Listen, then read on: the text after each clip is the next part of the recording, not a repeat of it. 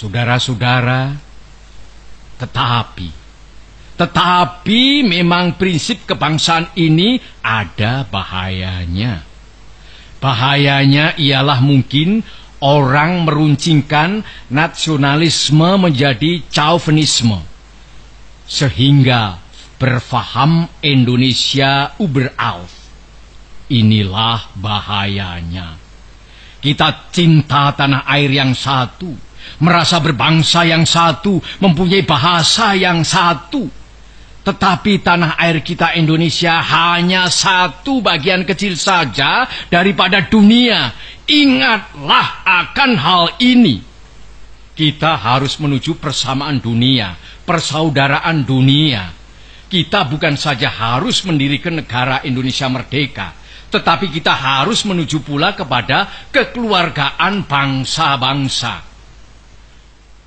Justru inilah prinsip saya yang kedua. Inilah filosofis prinsip yang nomor 2 yang saya usulkan kepada tuan-tuan, yang boleh saya namakan internasionalisme. Internasionalisme tidak dapat hidup subur kalau tidak berakar di dalam buminya nasionalisme. Nasionalisme tidak dapat hidup subur kalau tidak hidup dalam taman sarinya internasionalisme.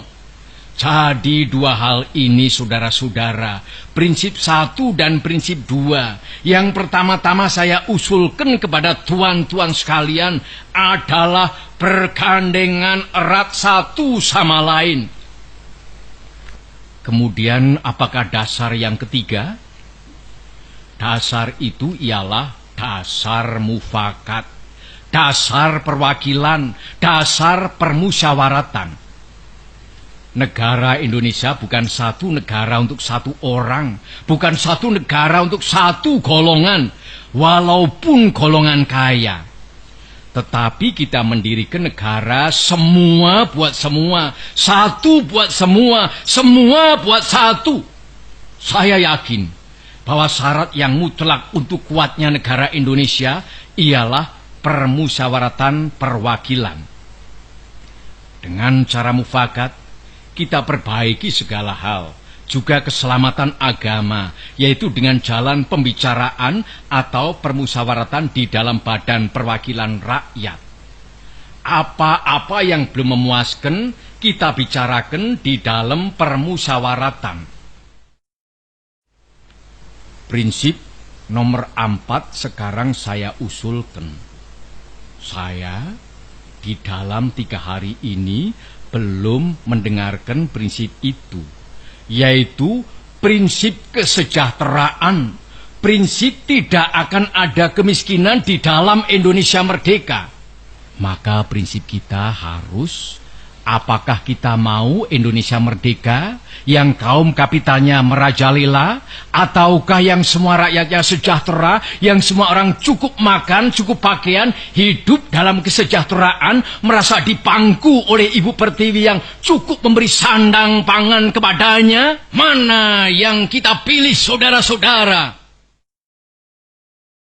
Kita sudah lihat di negara-negara Eropa adalah badan perwakilan, adalah parlementer demokrasi. Tetapi tidakkah di Eropa justru kaum kapitalis merajalela? Di Amerika ada suatu badan perwakilan rakyat, dan tidakkah di Amerika kaum kapitalis merajalela? Tidakkah di seluruh benua barat kaum kapitalis merajalela? Padahal ada badan perwakilan rakyat.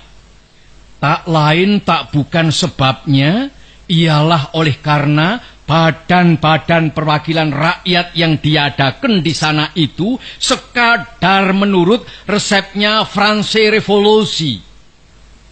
Adakah keadaan yang demikian ini kita kehendaki? Saudara-saudara, saya usulkan, kalau kita mencari demokrasi, hendaknya bukan demokrasi barat, tetapi permusyawaratan yang memberi hidup, yakni politik ekonomi demokrasi yang mampu mendatangkan kesejahteraan sosial, yaitu bukan saja persamaan politik, saudara-saudara, tetapi pun di atas lapangan ekonomi kita harus mengadakan persamaan, artinya kesejahteraan bersama yang sebaik-baiknya. Saudara-saudara, apakah prinsip yang kelima? Saya telah mengemukakan 4 prinsip. 1. Kebangsaan Indonesia. 2. Internasionalisme atau perikemanusiaan. 3. Mufakat atau demokrasi. 4. Kesejahteraan sosial. Prinsip yang kelima hendaknya menyusun Indonesia merdeka dengan bertakwa kepada Tuhan Yang Maha Esa.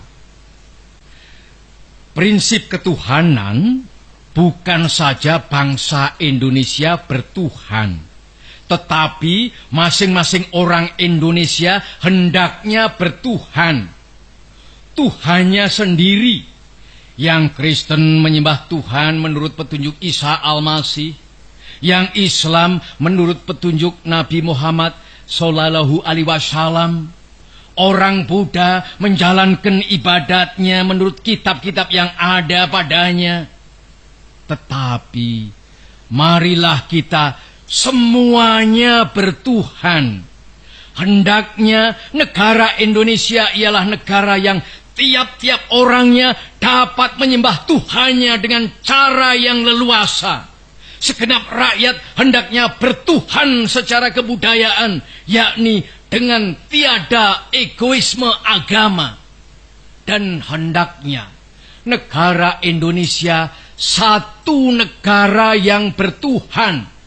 Marilah kita amalkan, jalankan agama baik Islam maupun Kristen dengan cara yang berkeadaban.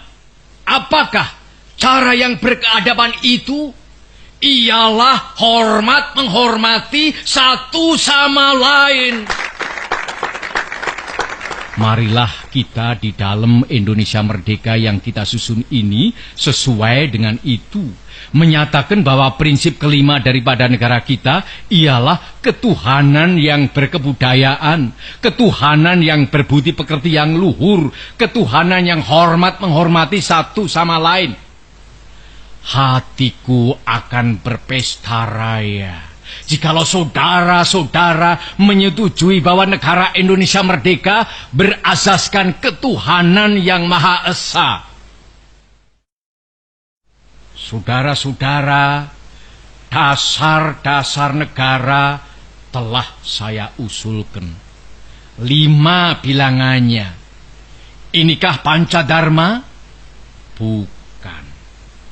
Nama Pancadharma tidak tepat di sini. Dharma berarti kewajiban. Sedang kita membicarakan dasar. Saya senang kepada simbolik. Simbolik angka pula. Rukun Islam 5 jumlahnya. Jari kita 5 setangan. Kita mempunyai panca indera. Apalagi yang 5 bilangannya? Pendawa 5. Pendawa pun 5 orangnya. Sekarang banyaknya prinsip kebangsaan, internasionalisme, mufakat, kesejahteraan, dan ketuhanan, 5 pula bilangannya. Namanya bukan Pancadharma, tetapi saya namakan ini dengan petunjuk seorang teman kita ahli bahasa. Namanya ialah Pancasila. Sila artinya azas atau dasar. Dan di atas kelima dasar itulah kita mendirikan negara Indonesia kekal dan abadi.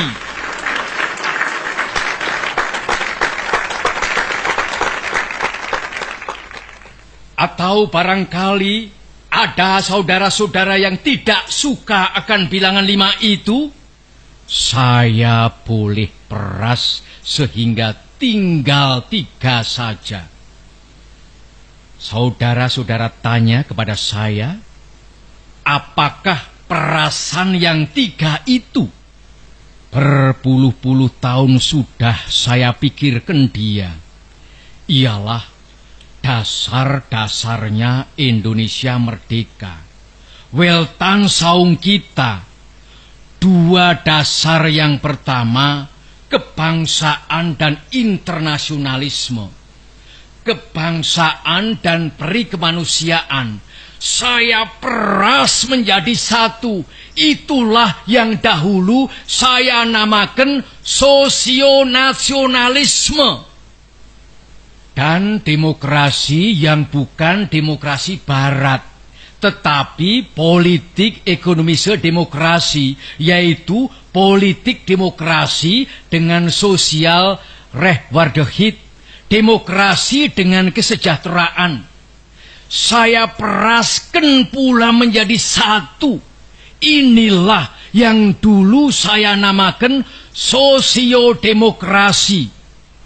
Tinggal lagi ketuhanan yang menghormati satu sama lain. Jadi, yang asalnya 5 itu telah menjadi 3. Sosionasionalisme, sosiodemokrasi, dan ketuhanan.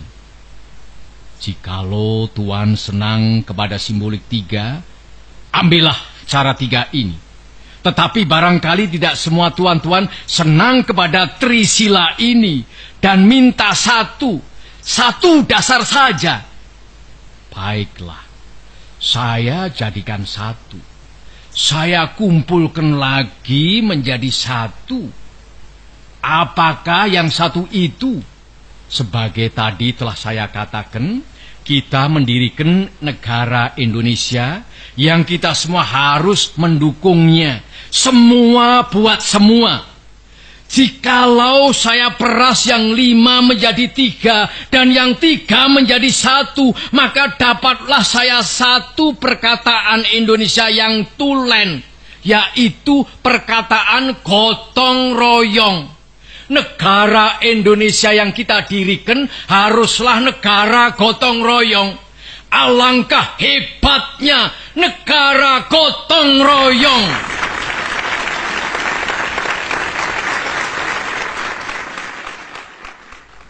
Marilah kita menyelesaikan karya, gawe, pekerjaan, amal ini bersama-sama. Gotong royong adalah pembantingan tulang bersama, pemerasan keringat bersama, perjuangan bantu pinantu bersama, amal semua buat kepentingan semua, keringat semua buat kebahagiaan semua, holopis kontol baris buat kepentingan bersama. Itulah gotong royong.